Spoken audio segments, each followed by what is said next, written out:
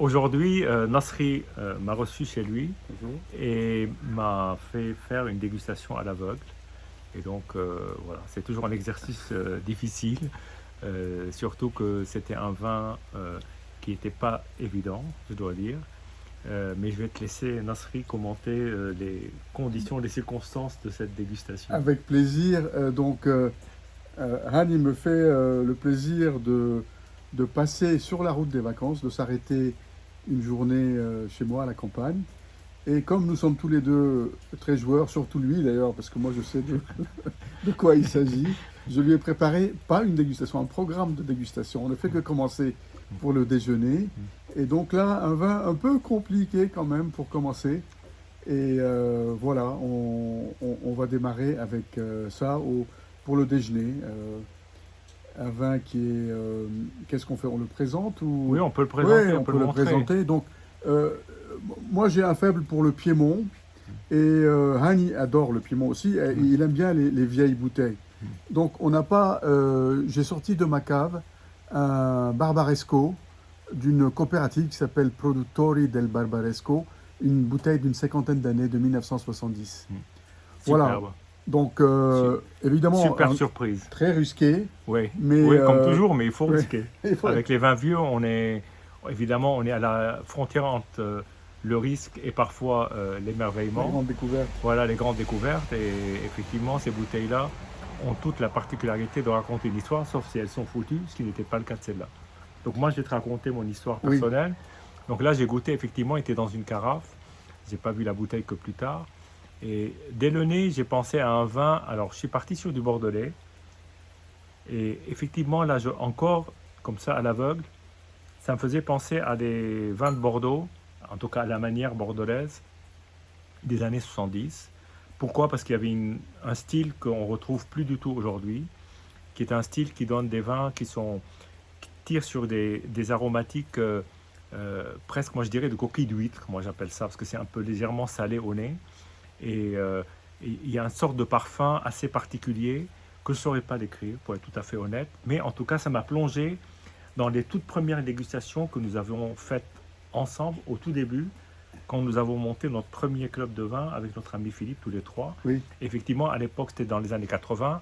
Et les vins qu'on trouvait le plus facilement dans le commerce les anciens étaient des années 110. Et donc, j'ai retrouvé ce style-là de. C'était, Donc, moi, je suis parti carrément sur du Médoc, vraiment. alors, le Médoc, évidemment, tu étais bien à côté, mais tu m'as scotché avec la capacité à retrouver la manière de faire. Ah oui, oui, pour Les moi, années, tu c'est as dit 60-70, c'était en voilà, plein voilà, dedans. pour Ouais. moi, c'est à la lisière entre la deuxième partie des années 60, début des années 70. Donc là, finalement, c'est 1970. Alors après, effectivement, la couleur, il a commenté, la couleur est quand même assez claire, elle est terreuse, Oui, le vin est, je dirais même vaseux, oui, c'est-à-dire que il est clair, mais on ne voit pas à travers parce qu'il est opaque. il est opaque. Voilà. Alors on est en bord de Seine, c'est peut-être la vase de la Seine qui a influé sur la bouteille.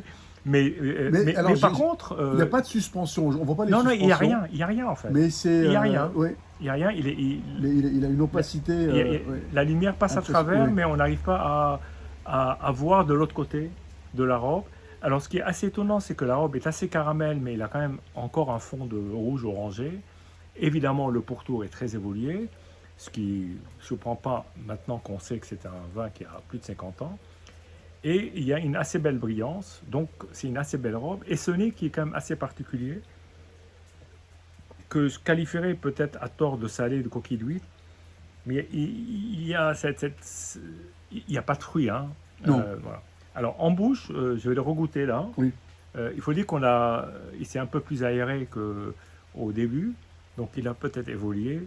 Des fois, avec les vins vieux, mon expérience c'est que parfois ils sont d'une telle stabilité que rien ne les fait bouger, et parfois ils sont soit déclinants, soit au contraire ils s'améliorent. Donc voilà, je vais regoûter quelques temps après ma première gorgée.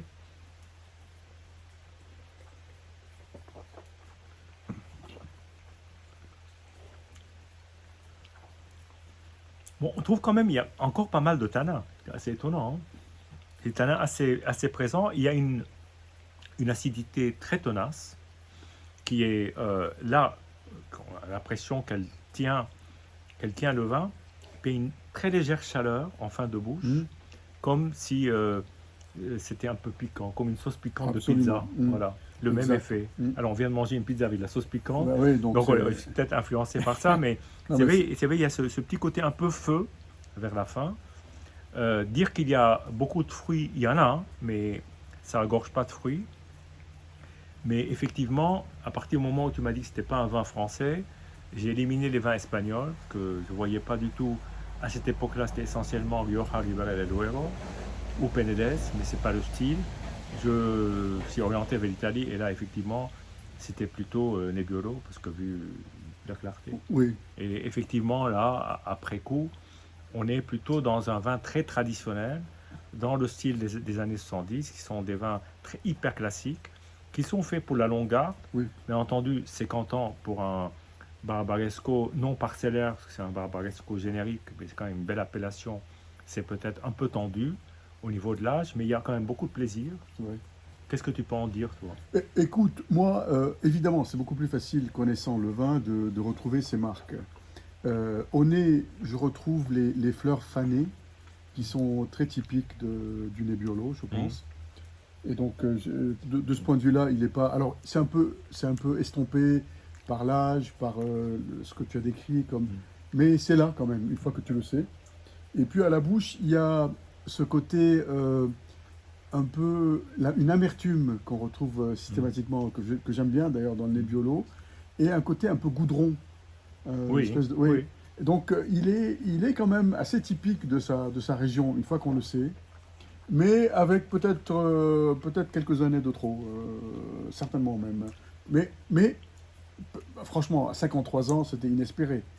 Totalement. J'avais 2 chances sur 3 qu'elle aille à l'évier directement. Totalement. Et là, elle donne quand même pas mal de plaisir. Je Non, pense, il ouais. n'y a même pas le début d'un vin qui commencerait à devenir pas bon, quoi.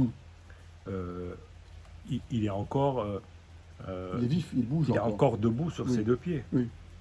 Et il est d'une grande stabilité, donc je pense que cette bouteille-là, bon, elle a dépassé son apogée, mais elle peut encore durer encore quelques années. C'est probablement dû à cette particularité de vin qu'on faisait à cette époque-là, qui était ingrat dans leur jeunesse, bon au bout de 15-20 ans, et puis bon, au bout de 50 ans, il ne faut plus non plus attendre. Mais ça, après réflexion, parce que je t'ai dit à un moment donné, ça me rappelle quelque chose, j'arrivais pas à mettre le doigt dessus. Je pense que si vous regardez dans nos vidéos, j'ai dû boire un Barbaresco des années 60, de mémoire c'était un 68 de Gaïa, et j'avais eu la même sensation. Et je pense qu'on est à peu près dans la même palette aromatique et le même type et la même couleur maintenant que ça me revient, parce que il y a toujours ce côté, vous savez, familier. Et puis vous gardez le vin, c'est comme vous rencontrez quelqu'un, vous dites « Ah, sa tête me dit quelque chose, mais j'arrive pas à mettre un nom dessus. » Ben, c'était ça qui m'est arrivé, c'est-à-dire que j'ai voulu mettre un nom dessus, je suis parti sur les Bordeaux, les Médocs. Même je fais toujours ce rêve un peu familier. Voilà, exactement. Qui n'est toujours ni jamais la même, ni tout à fait une autre, et puis même elle me comprend, c'est ça? Voilà, tout à fait. On est en plein dedans. Ouais. On est en plein dedans. Donc, une très belle expérience. Merci Nasri. Hein, c'est pas fini encore ce soir, deuxième épisode. Bah oui, un vin blanc, un vin rouge, mais déjà pour cette mise en bouche là, somptueuse. Ça démarre bien. C'est super, voilà. Et merci de jouer le jeu aussi. Ah bah moi j'adore, j'adore. De toute façon, c'est là qu'on apprend le plus, quand on est humble et qu'on accepte de faire des erreurs monumentales. C'est pas grave, mais l'important c'est de passer ce beau moment et d'essayer de trouver quelque chose. Voilà, c'est toujours sympa. Voilà. Donc on vous dit santé et puis à très bientôt, parce que je pense ce soir il y a des réjouissances. Évidemment. Voilà. Bon, allez, à bientôt. À bientôt. Ciao.